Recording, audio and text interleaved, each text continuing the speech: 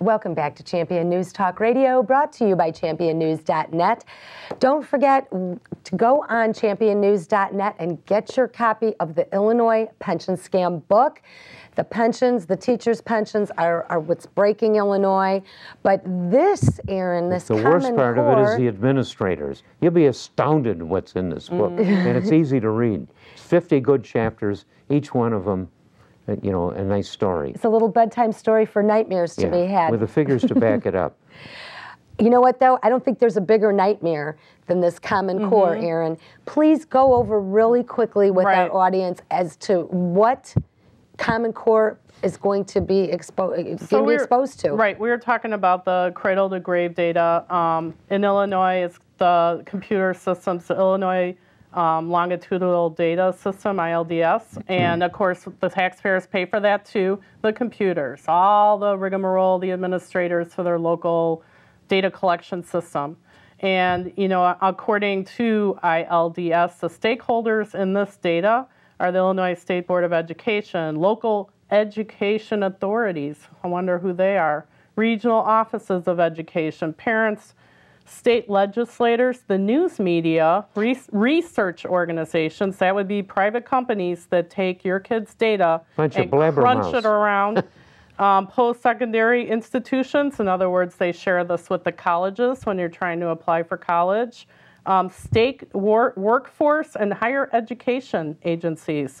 If you have a special needs kid, gee, that's going to be fun when they're sharing that file in some capacity with potential jobs and other education partners. Now, I'm not saying that the state of Illinois or anyone is going to, you know, publish your file with your kid's name on it in the newspaper. But this is one of those slippery slopes. This is one of those slippery slopes that's very bureaucratic, very hard to track. You won't know who's accessing what when. You're going to get a lot of permission slips as a parent.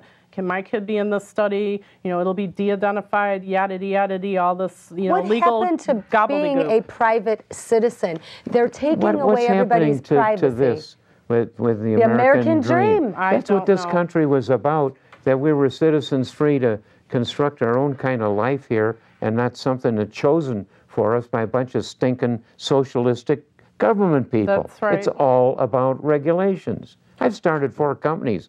I tell you, it'd be a lot harder to do them today. Oh my gosh. With all the stinking regulations you got. You know what? This is a very compelling subject. And Erin, just before we check out here, I want to thank you for being our guest today.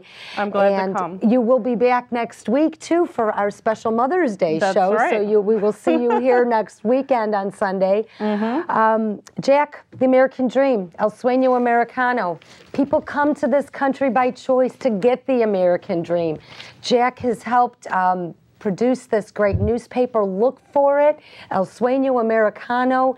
If you have content that you'd like to put in it, go to editor@championnews.net. These are available. Let us know. Write us.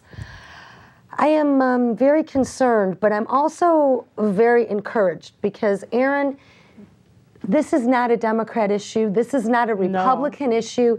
This is a freedom and liberty issue that anybody It's the stinking Democrats that are giving us socialist world. It sure in hell is a party issue. Those rascals listen, this guy Obama has given us a socialist world. Look what he's done and try to figure out what's